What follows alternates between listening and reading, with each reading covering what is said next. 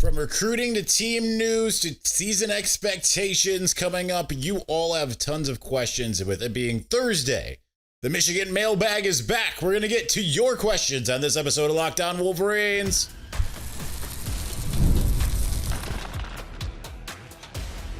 You are Locked On Wolverines, your daily podcast on the Michigan Wolverines, part of the Locked On Podcast Network, your team every day.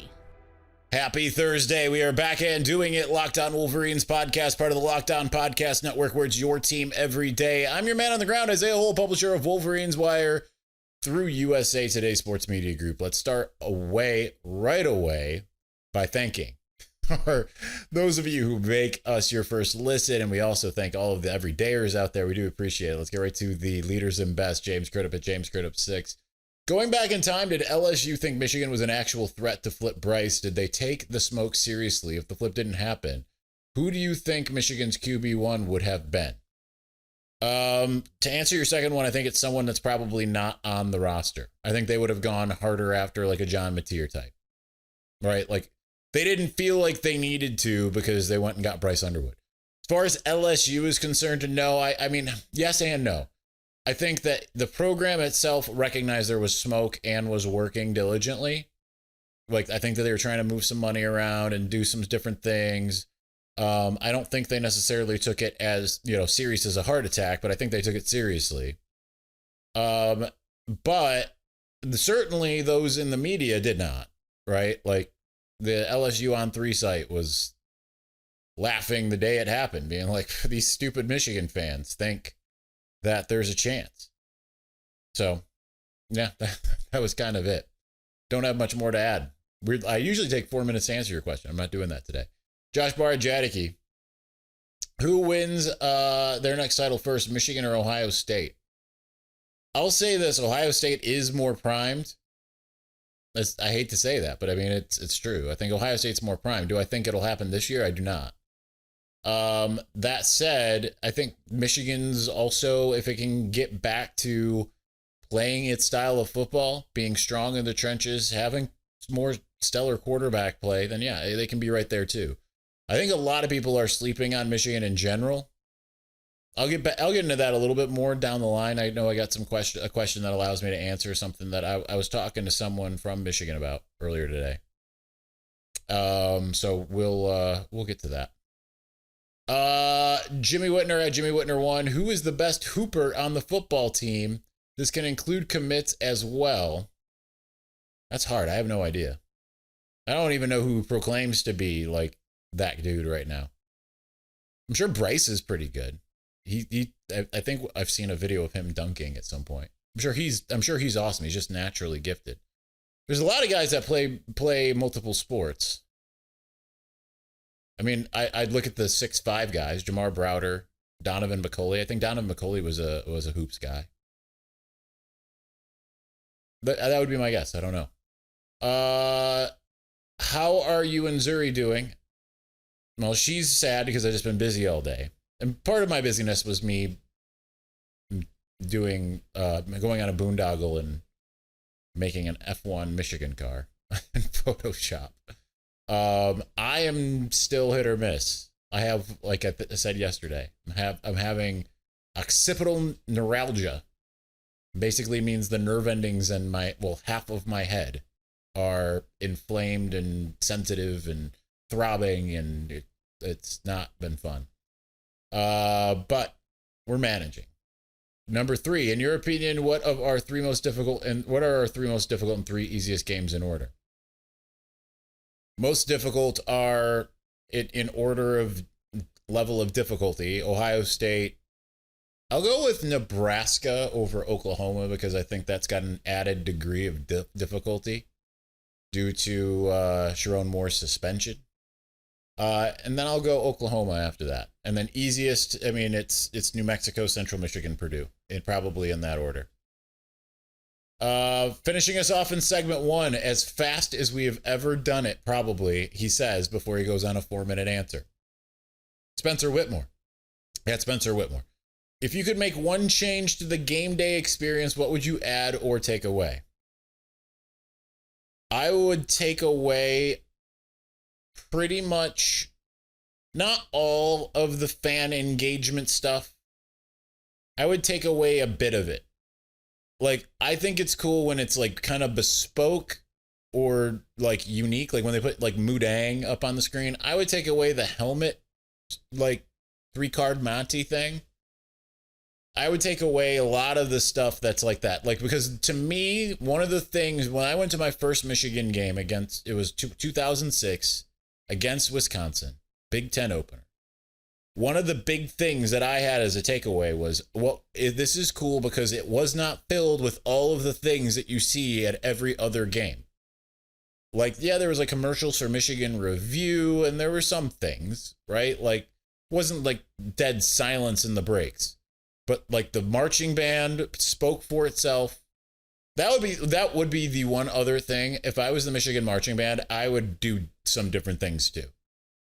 Like the only thing that I can recall that they've added to like the typical game day experience outside of halftime was when James Earl Jones died, they added the Imperial Death March.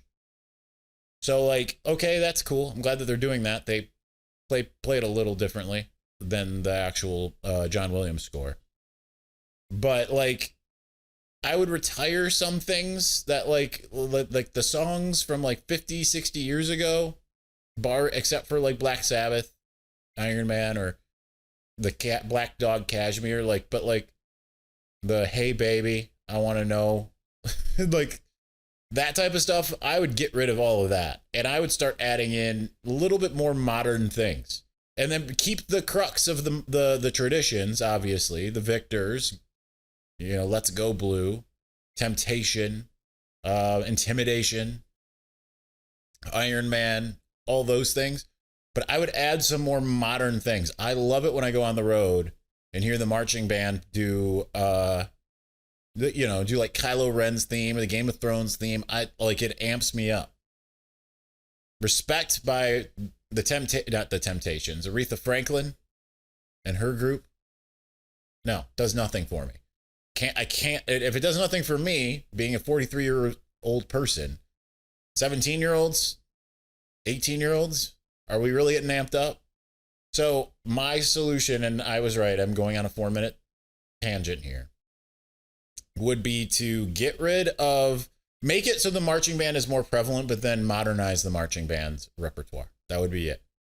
All right, we're going to move on. We've got so much more. And again, we have to cap this at like 29 minutes, 45 seconds-ish. So we will get to the Victor's Valiant and more here in just a moment.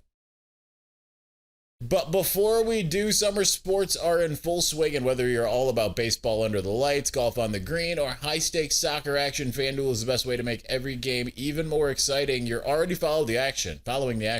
Why not make it a little more thrilling? With FanDuel, you can get in on the game while your friends are getting sunburned at the beach. I have been using FanDuel to track my favorite matchups, and the app keeps it fresh with new daily promotions and fun ways to bet. It's easy to use, fast to pay out, and makes even regular season games feel like must-watch events. Whether I'm placing a same-game parlay or watching a bet ride into the 9th inning, FanDuel makes it feel like I'm a part of the action. New to FanDuel, new customers can bet just $5 and get $150 in bonus bets if your first bet wins. Open the FanDuel app today or visit FanDuel.com to get started.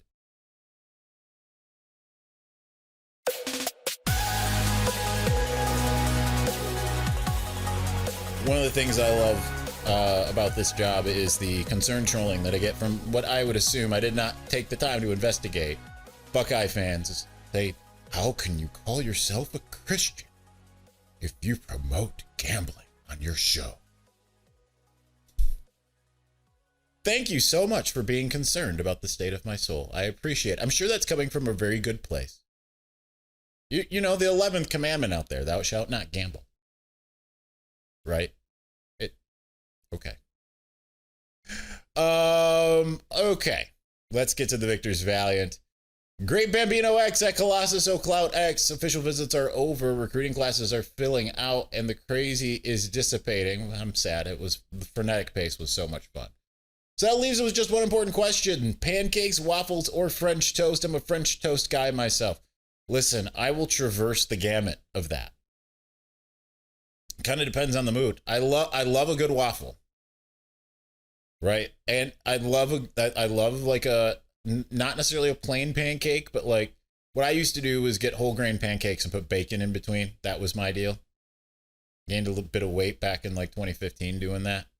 Me and my ex-girlfriend would go to the diner, and I was having that like 4 days a week. And before I knew it, I'm like, why am I up 30 pounds? Oh, probably because I'm having 4,000 calories every breakfast.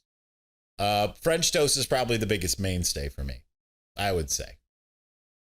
I lost weight eating a lot of French toast last year, actually. I got obsessed with it for a minute. And I was making it with Hawaiian bread, and I wasn't even using syrup. I was using like strawberry cream cheese, and I was coating the whole concoction with cinnamon sugar. I mean, it was out of this world. And I lost like 10 pounds eating that every day for like 2 weeks. I do not understand how the human body works.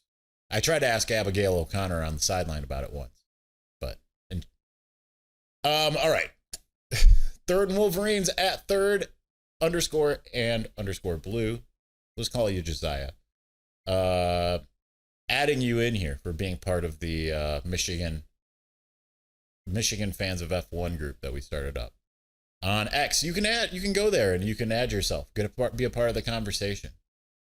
Rival fans keep telling us that our defense is going to be in trouble next year. Do you mean this year or next? Anyway, I don't know. What are your thoughts on this, considering our backups beat Bama's starters last year? And how would you rate them against last year's team? Rival fans are going to say kind of whatever they can to try to, like, I don't know that they believe that in their heart. They're doing what we call wish casting. They want to believe that so much because they just, and here's the thing. They're looking at it, if they do believe it, they're looking at it and saying, well, they lost a lot. Mason Graham, Kenneth Grant, Josiah Stewart, Will Johnson. And they'd be right. Makari Page, Mir Hall, like, yeah. But your point stands. I think that they're in a good spot because we've seen what this next group, for the most part, looks like. Now, no Quentin Johnson or Emil Hall, who both played against Alabama in the ReliaQuest Bowl, but otherwise, I mean, we saw these guys. Plus, Trey Williams, Damon Payne, Rod Moore coming back, Shamari Earls, right? Like there's more to like there. So I do not think that they are accurate in their assessment. What do I think it will look like compared to last year? I think that there were some lessons learned in terms of formations and some of those things on both sides, right? I think Wink learned, I think the players learned, and I think that was the thing, is that there was a disconnect between the two sides at parts, and then come the Oregon game, they all kind of figured it out.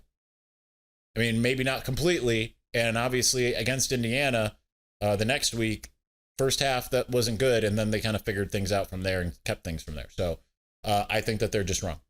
Edwin Simmons, at Simmons _ Edwin, happy Thursday, my brother in Christ. Happy Thursday to you. Bless you. Will anyone wear number 1 this season, number 2 or 21? 21's back to being retired. Number 1, I believe Donovan McCulley. Number 2, Shamari Earls. I don't know on offense about number 2. But that's I think the plan right now. Will Michigan still impose the 2-game suspension to Coach Moore? As far as I know. As far as I know, that's all I got. Caleb 711. What former Michigan player do you see doing the best in the NFL this season? I think JJ will have a breakout season. God bless. I can't disagree with that.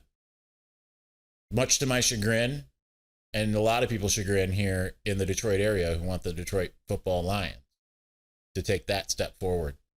Yeah, I think that it would probably be JJ. Would not be surprised for it to be Mason as well. I just think he's a quick study. He'll do what he does. Or Kenneth, honestly. I think they both are in great situations.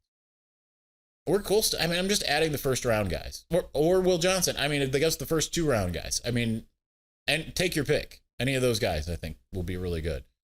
Adam Casel at Adams _ Casel. Why haven't any recruits committed to Michigan this week? Is it because the hammer is about to drop? Hashtag cheating.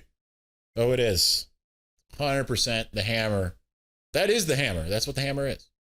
Who are you most excited to interview at Big Ten Media Days from any school, player, or coach? I don't know who I'm going to talk to on the other side. I usually don't. When I say the other side, I mean outside of Michigan. I don't even know if like Max Bredesen, we've talked to him a lot already. He was at Big Ten Media Days last year. Can't really remember offhand. Derek Moore? I don't know. I'm not like particularly like stoked about Big Ten Media Days. Try not to think about it too much because I don't want to take a 4.5 hour flight. That feels overwhelming. So I don't know. I'm sorry. I don't have a good answer for you there. Brett Byer 6, Savion Hyder. With the great recruiting month, does Michigan think the court hearing went well? Or do they already have insight into the NCAA's decision? I don't believe so. I don't know. In terms of do they know or have insight into the NCAA? I mean, again, I think the thing is they know what like the realm of possibility is, and it falls. It's a much narrower set of punishments than what is being proposed over on Bucknuts or Letterman Row or RCMB or Spartan Mag. All the people who are frequent contributors to message board geniuses, yeah, they're not getting their way. Barring something completely wild and unforeseen, even to those close to the whole thing, okay? And that's before the COI even happened. So, as far as Savion Hyder, I still feel pretty good about Michigan.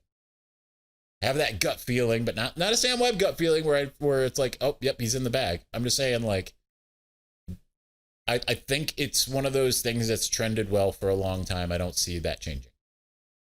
Richard Schumacher at RW Schumacher, happy Thursday. Which the recruits who have recently signed are you most excited to see take the field at the Big House? I assume you mean committed. No one's signed yet. Man, just trying to think. I mean, Carter Meadows is really exciting, but I want flash and panache. Give me the two wide receivers that most recently signed: Travis Johnson, Zion Robinson. I want to see those guys. I feel like that is the possibility of having like this. Now it's not 4 deep like the 2017 class. I feel like this has the potential to be what everyone thought the 2017 class was going to be. To refresh your memory, that was Donovan Peoples-Jones, Oliver Martin, Tariq Black, Nico Collins. Didn't really work out the way we all thought at that time. But I think this one will. I'm not the one at William Cawthorne 9. Do you know any of the coaching staff personally? That depends on what you mean by no. I've met all of them except for Chip Lindsey in terms of like having spoken directly to each and every one of them at one point in time. I mean, Chip Lindsey I have in a press conference setting. I know some more than others, I think is the best way to put it, right? Like there's some guys that like I've known Ron Bellamy for, when he was like a relatively fledgling coach at West Bloomfield. So like that's a pretty easy one to note, right? Like I'm trying to think of who else. I mean, obviously I've known Grant Newsome since he was a player. Like there are some, Sharon. There's some guys who I have phone numbers for and some that I don't. That's the best way I can put it. But Chip Lindsey's the only one I have not had a one-on-one conversation with, if my memory serves. Yes, I think that's accurate. Okay. When is the last time you sang Hail the Victors? Man, I do not know. I do not know the last time I sang the Victors. It's been a long time.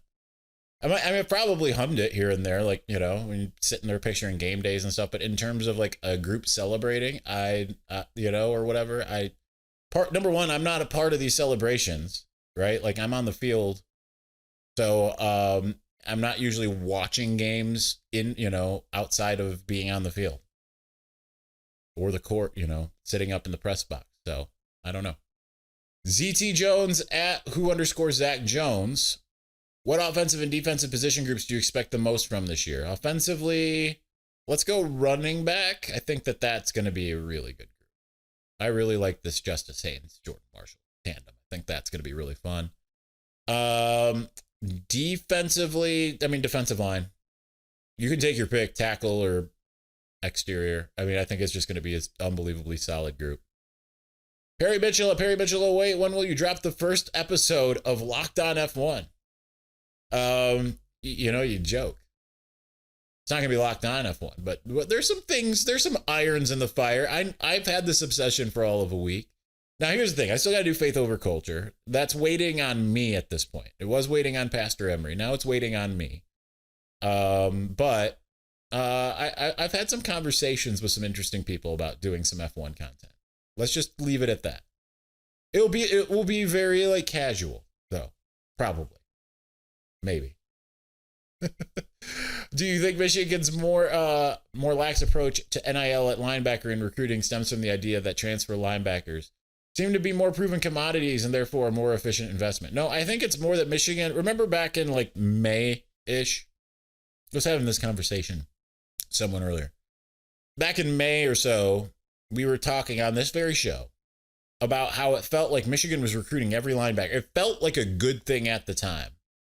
Like, it's like, man, Michigan's in on every linebacker, right? Like, you'd look at the Tyler Atkinsons, Braden Rouse, obviously there's the ones that didn't end up, that were kind of fringy, like Kenneth Goodwin and then, Calvin Thomas. Like, it was like, man, Michigan is in on every single linebacker this cycle. It's wild. It felt like a good thing. But now I feel like it was a bad thing. The net had been cast too wide. That's what I feel as far as that's concerned. I don't think it's what you're saying. I think it's more the net. Like, it needed more specificity, like a lot of the other position groups. Whoop. That was a scary sound. Hit the cord and whatever. All right. Mike Matthews at Michigan Mike 7. Which 3 wide receivers see the most playing time this year? Donovan McCulley, Fred Moore, Samaj Morgan / Anthony Simpson. It's going to be probably those 4. That would be my guess.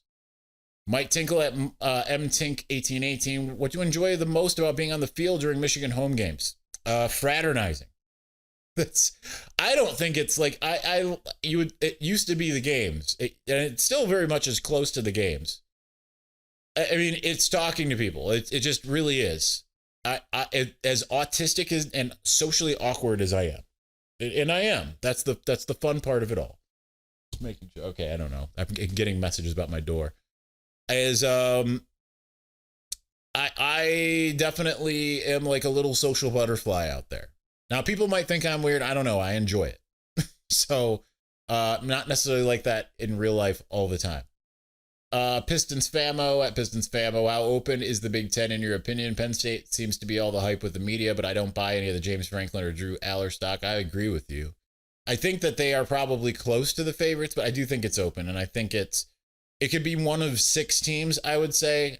I don't have as much faith as in Ohio State, but at the same time, it is still Ohio State, right? Like, so they're in that. Penn State is in that. Oregon, to me, might be the closer to being the favorite. I think Oregon's got a real shot this year, depending on how Dante Moore does. Michigan, of course. Illinois is being slept on. I've even talked to some colleagues that were like, you idiot, you think Illinois? Yes, I think Illinois is being slept on. And Washington, I think, is certainly, maybe it's because I was on Crane and Company earlier today. I don't think episodes dropped, but I was talking to it was Jake Crane was talking about Washington, and it's just like, man, I think he kind of sold me on that. I think Washington could be a lot harder than people think. So I think those 6, and Indiana might not go away. We'll see. And who knows, an Iowa could come from out of nowhere. A wild Iowa appears. At Yoder77, how realistic of a chance do we have at landing Hyder and or Benjamin? I think pretty realistic. I think they get at least one of the 2, maybe both. All right, I got to speed things along. I didn't realize we're at 24 minutes here. Clark at Blue for Life 8. If Skylar Bell re-enters the portal, do you think there's still mutual interest between the 2? I don't think there's an opportunity. I think he's a senior, and I think it's done. I think he's just gone. Nanya Biz at U of M fan _4 life. Figured this would be the first question someone asked. What are you hearing? That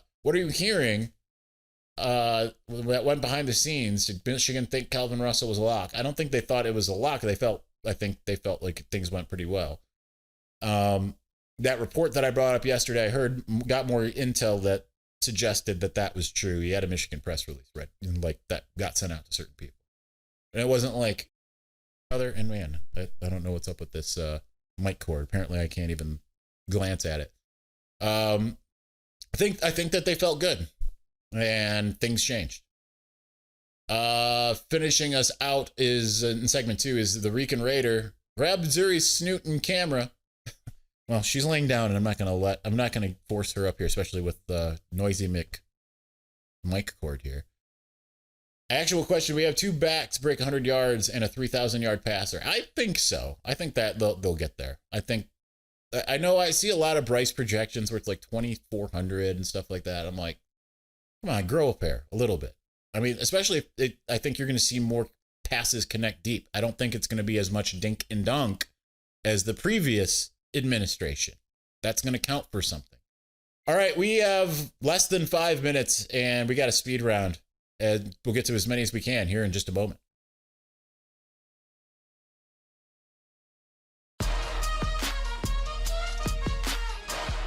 The thing I love about the mailbag is you all participate so much, and I feel bad that we can't get to everybody.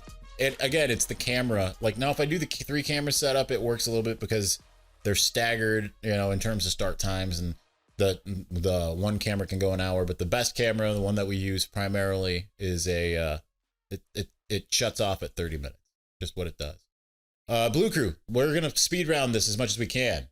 David Schrock, when Team 144 won it all, was there was a discussion of the Last Dance type of documentary or 30-30 for production. Any chance of that happening? I'd not heard anything about that, to be honest. Maybe after the NCAA finally goes away. Also, when will the NCAA go away? Probably sometime between now and week 2, 3-ish. Probably closer to now than then. Bailey Douglas, hey Isaiah, every day are here. Appreciate it very much. I appreciate you.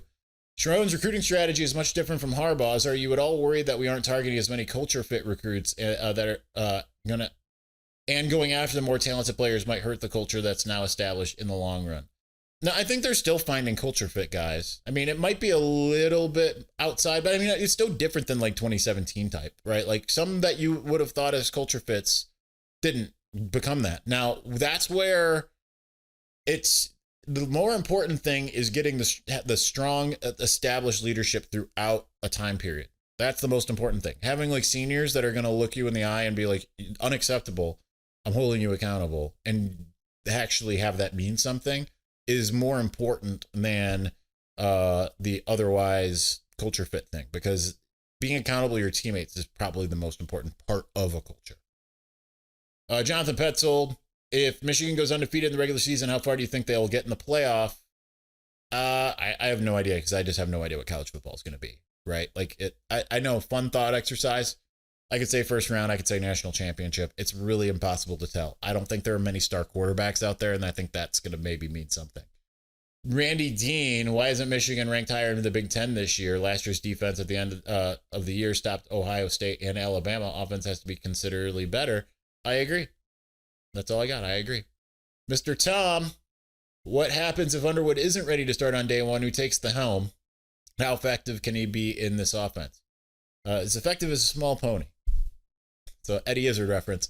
I can't imagine, barring injury, that he won't be ready. And if there is injury, well, that's why they've got Mikey Keene and why they've got Jake Garcia and all of that. So that would be what they would do.